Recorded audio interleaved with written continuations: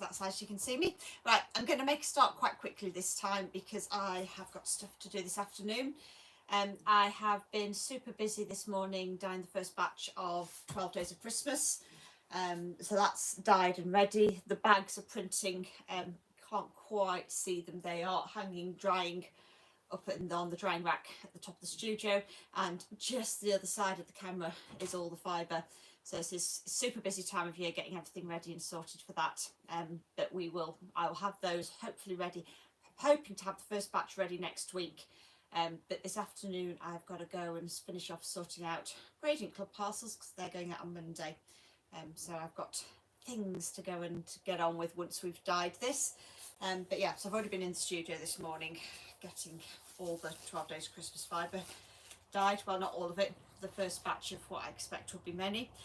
But we're going to crack on and dye this month's seasonal changes pack. If you've not come along to any of these live before, basically Avile just becomes a verbal flow of miscellaneous thoughts as I'm working, so not necessarily tutorially, but kind of just a thought process for what we're making. I'm going to show you the one we will be dyeing, which is this one, which is called Spiced Pumpkin. So oranges, browny blacks, browns, creams, tanny type colours. So quite nice and seasonal, should sit quite nicely with some of the other packs that we've had in recent months.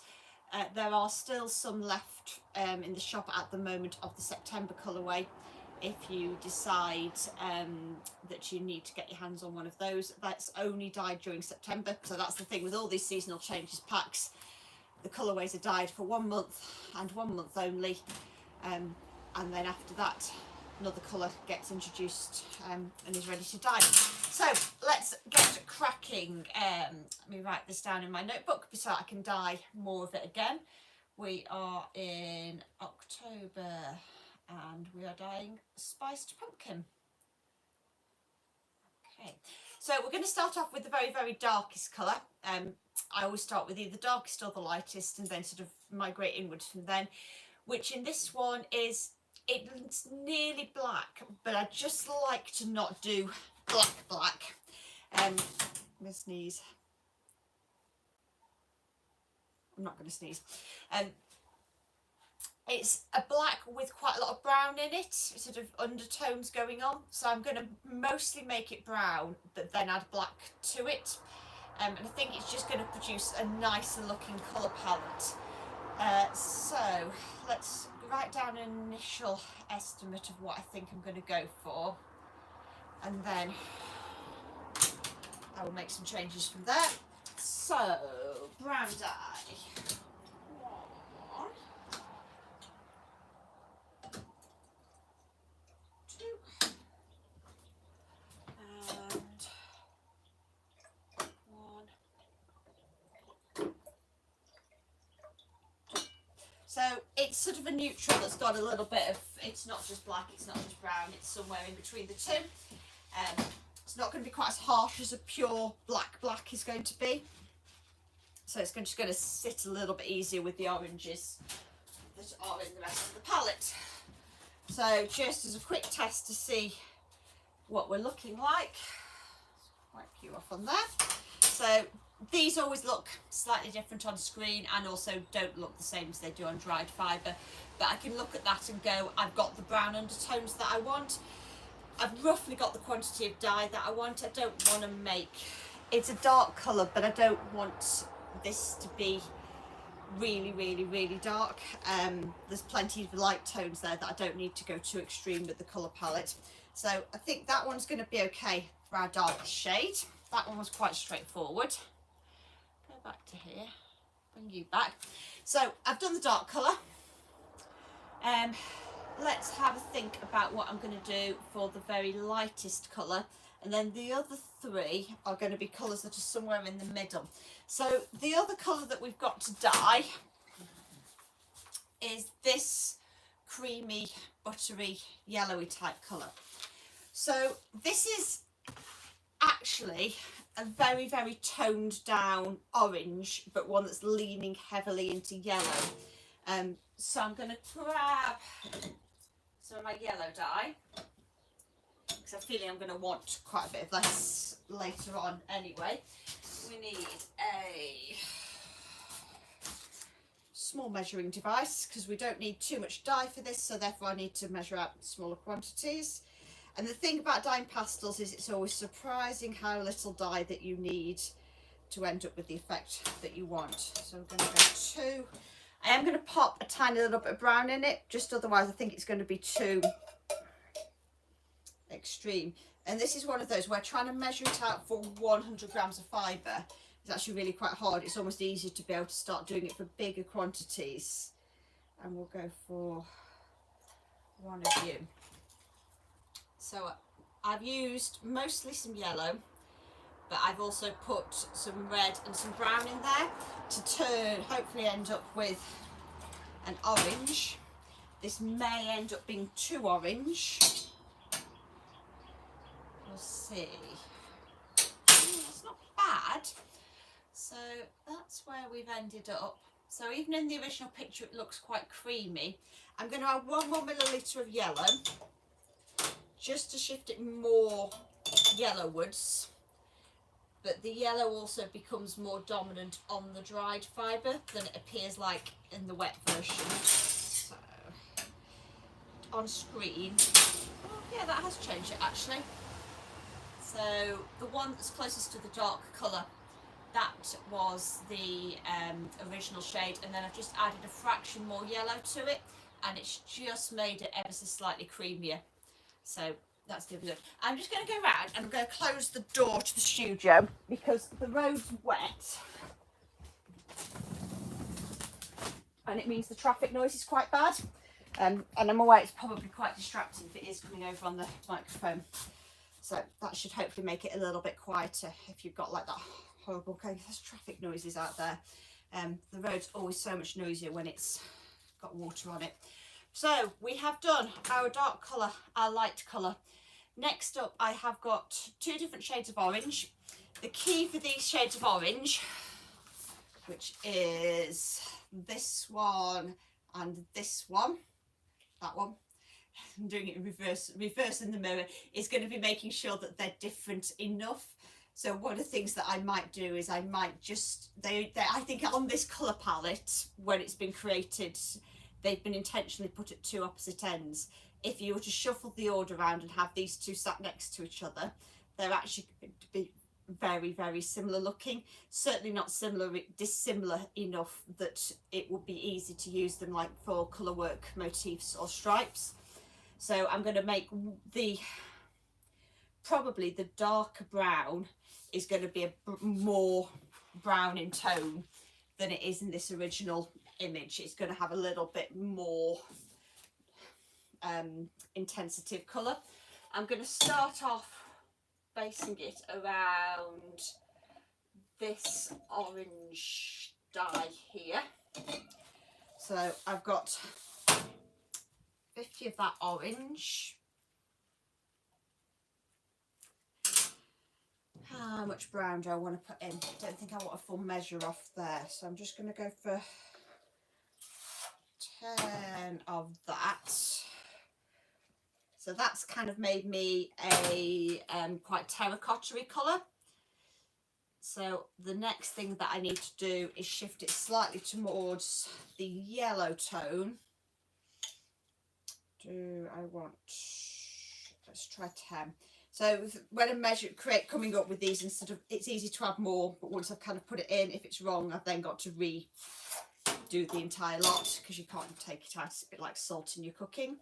Let's give that a good swirl round to mix it up, because this orange dye, it's a pain. It does really granular things.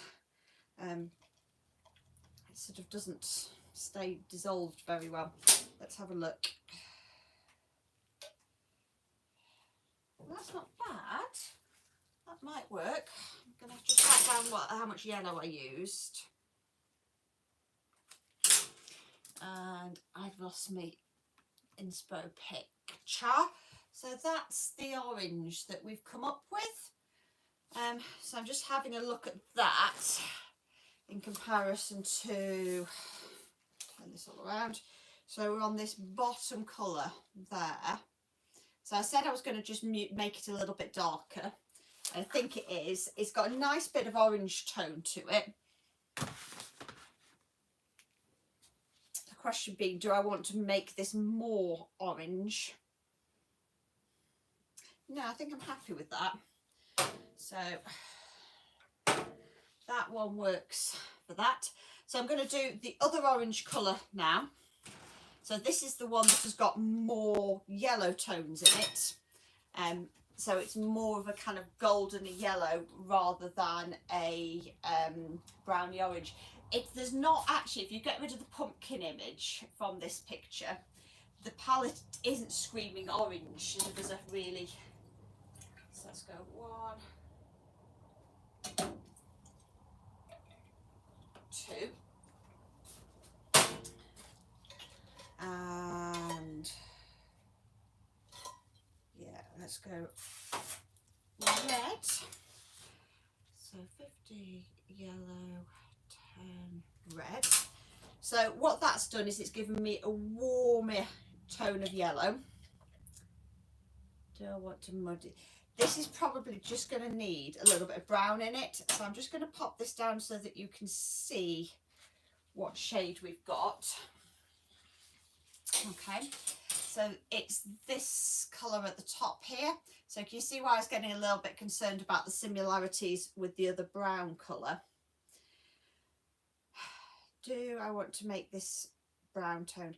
Don't think I do, because I think if I go put brown in that, I think what I'm going to end up with is a colour that's too similar to this one.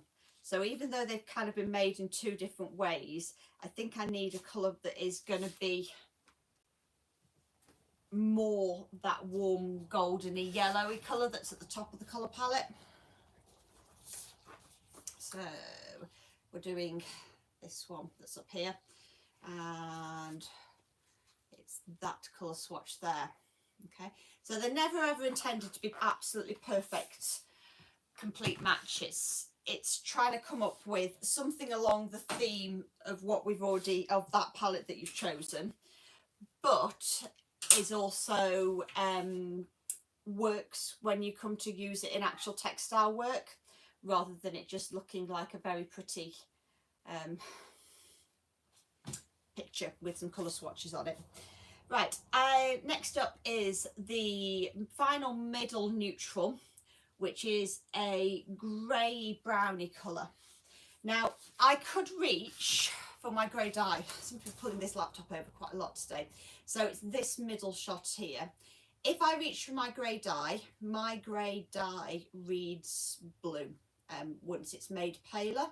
So it's a lovely grey. I use it lots and lots, but I don't think it works so well in this. So what I'm actually going to do is I'm going to base it off the black, and I'm going to put some, it's heading slightly towards red rather than, it's got red brown undertones, and I'm kind of going, is this going to end up actually just being a paler version of the original black brown that we dyed? That would mean that they work together nicely, because if I just use less dye, it's going to look paler. Let's try it. So, but what I might do is I might go for that much black, because I kind of don't want to use half as much dye, otherwise it's going to be too dark. So that was 25 of black, 10 brown. Let's see where that takes us to.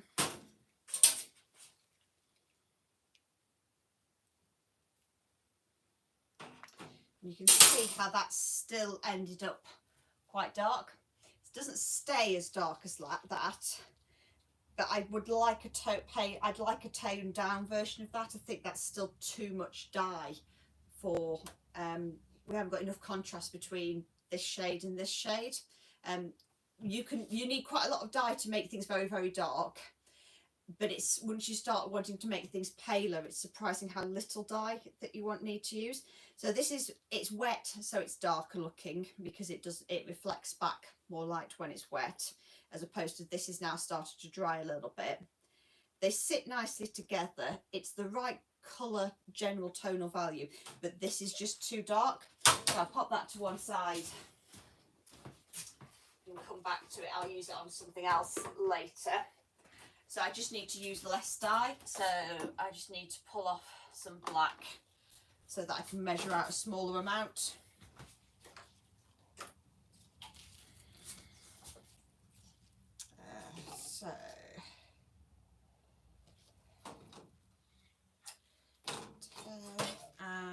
So I'm not quite halving what I did originally.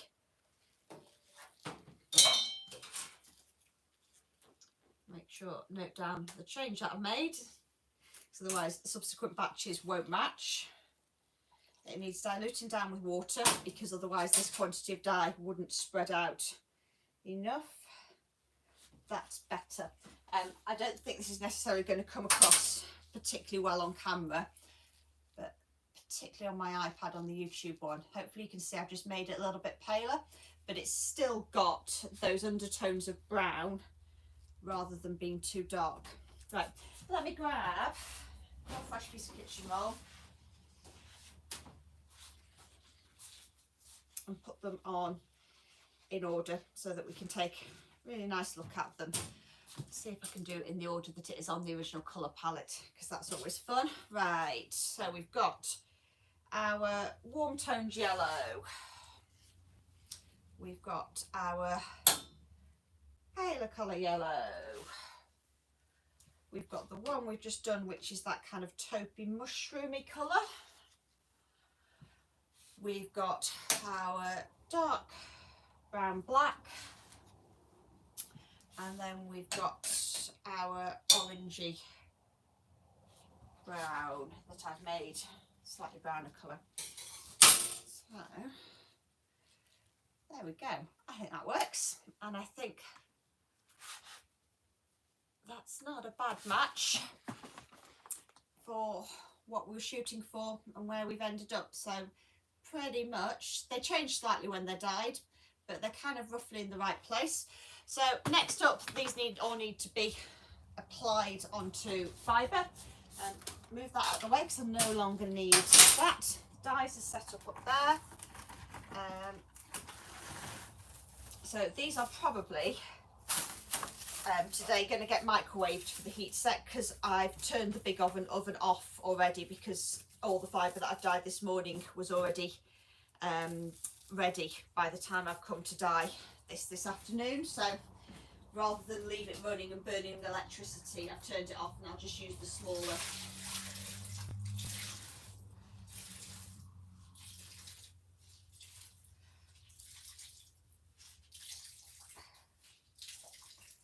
microwave, because it's just a bit more energy efficient for only the small quantities like this.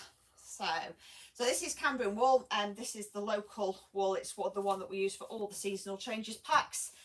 They're from sheep that are Welsh Mountain Hill sheep crossed with Blueface Leicester to produce a type of sheep called the Welsh Mule. So mule in the UK refers to any crossbreed between a hill breed and the Blueface Leicester. It's used because it means that you get the ewes live up on the hills and are really hardy and sturdy, but they produce bigger, larger, faster growing lambs, which is better for the meat market. It also means the fleeces that those youngsters produce are higher quality, they're more lustrous, they've got a longer staple length and don't have the kemp that the hill breeds do. So the Cambrian Mountains company, it used to be a community interest company, but it's now changed form slightly. Still going, it's still got the same basic ethos, it's just that they couldn't manage to sustain the number of trustees and everything required to keep a community interest company going. They get fleeces via the Wool Marketing Board's depots. They pull out the top end of the fleeces that come in from these mule grades of sheep, and they then go off to Yorkshire to be processed. because there's some brilliant processing plants up in Yorkshire that run really efficiently, do a really good job. They're absolute experts at processing it. And in the grand scheme of things, the distance from this part of mid Wales up to Yorkshire is, you can probably do it in 3 and a bit hours. So it's not a massive amount of journey time for the fleeces to travel, and it means they can do it really efficiently for us.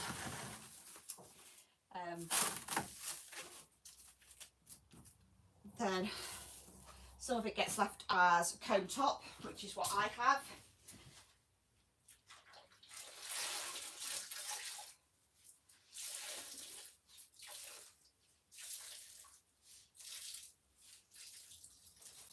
Squeeze all the water out, and then the vast majority of it gets spun into yarn. A little bit of it gets spun into yarn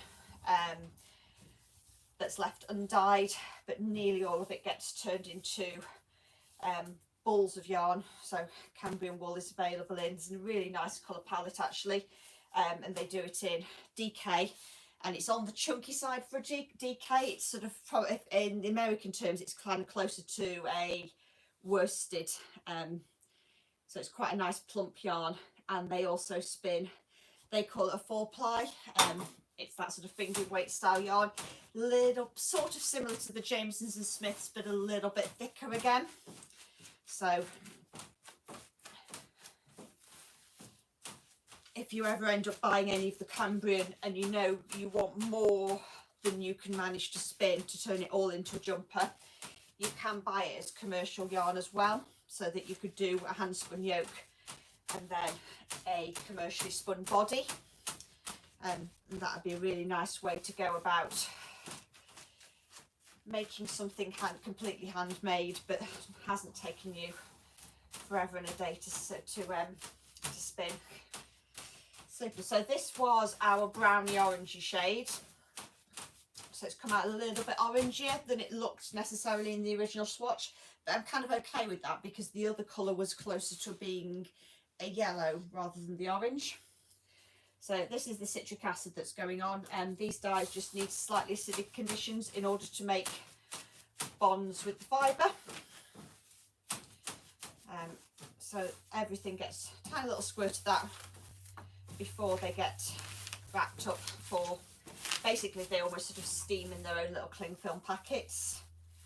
So that's the brown, that's the orange. Shuffle that way.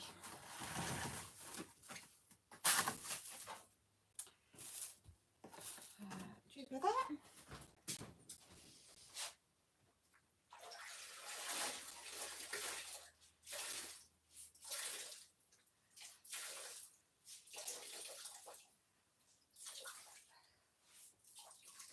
So the fibre just gets soaked. This was done, but it actually went in on Tuesday because I was out all day on Wednesday. So yeah, if any of you have seen my news, I am now doing bits and pieces of fun dog training stuff at one of the local training schools near me. Not as a I'm stopping running Hilltop Cloud, just as a I was asked if I would do it, and it engages my brain, keeps me interested, keeps me motivated and learning and doing new things. So I said yes. So but Wednesdays is now the day when I spend going out and about doing that. So this all was got ready on Tuesday, ready for me to work with today. Let's carry on spreading that around. But yes, as I say, I was chatting about at the start of the video, the Gradient Club is dyed. That's going out on Monday if you're a current subscriber. There will be spaces popping up in that later this autumn. I'm going to get 12 Days of Christmas stuff mostly out of the way first, and then we'll sort of look at that as to how many spaces there are in it. Again, the best place for finding out about all of these is on the shop emails newsletter, because social media, particularly if you're on Instagram, by the time you've seen a post on Instagram, it could be 3 or 4 days out of date, by which point spaces in the Gradient Club will have definitely sold. Whereas if you're on the email newsletter, I will write the email, it will show up in your inbox. So it's sort of not dependent upon an algorithm deciding that now is the appropriate time to for you to see that post. If you're watching on Instagram, there's a link in the Instagram bio, which takes you to how to access signing up to the email newsletter. If you're watching on Facebook or anything else, the best place to go is just directly to the Hilltop Cloud website, and there are email newsletter sign-ups, links plastered in lots of places.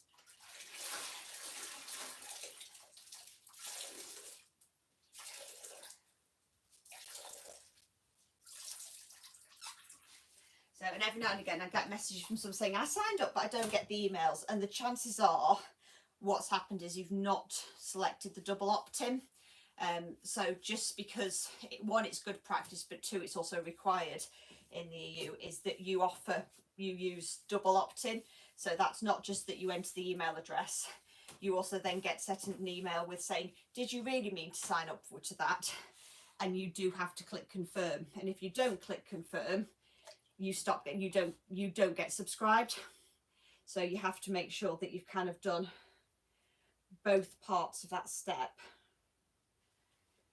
in order to actually get the emails showing up. So once you have subscribed, do then go and go, right, yes, I have clicked the link that's come through to say, yes, please do subscribe me. So this was our yellowier orange. This will be more yellow once it's finished. It won't be quite as orange toned as that. It's probably the brightest colour that's in this palette, so it's kind of the one that all the others are going to pop against. I didn't pour the dye very evenly, so I'm just spreading it over onto that end.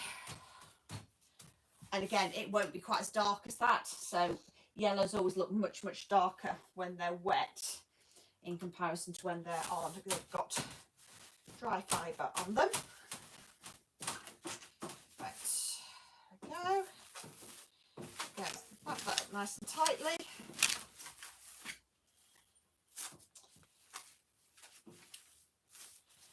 That's that one. So the only one we've got left now is kind of that mushroomy, beigey colour.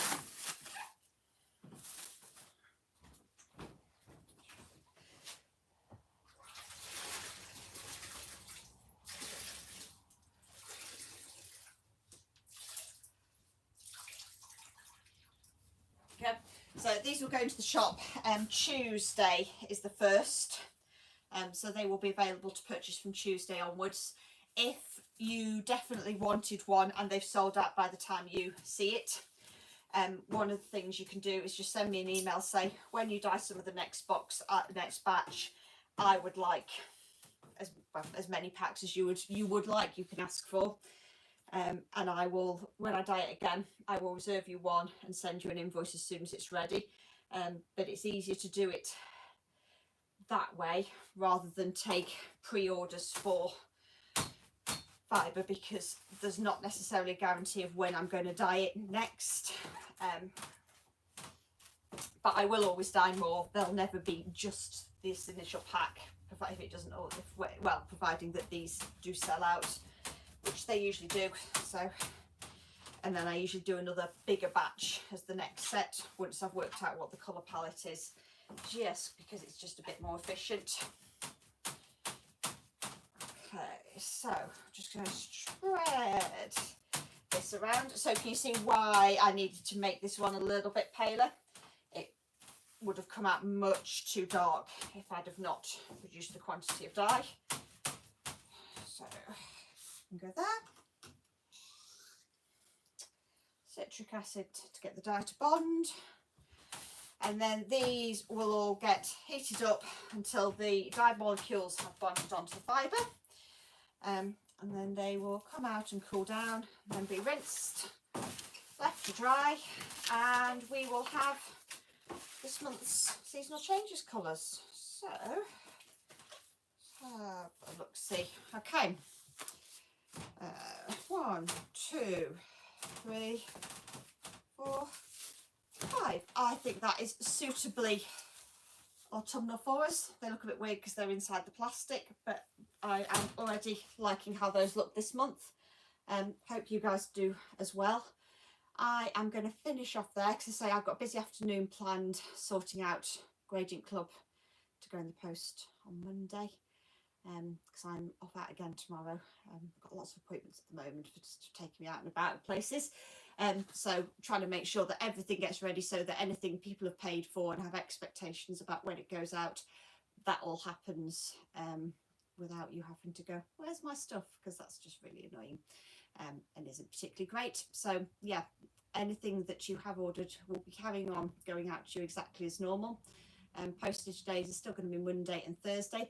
This will be in the shop on Tuesday next week, and if it sells out, you can always send me an email and I will dye some more for you.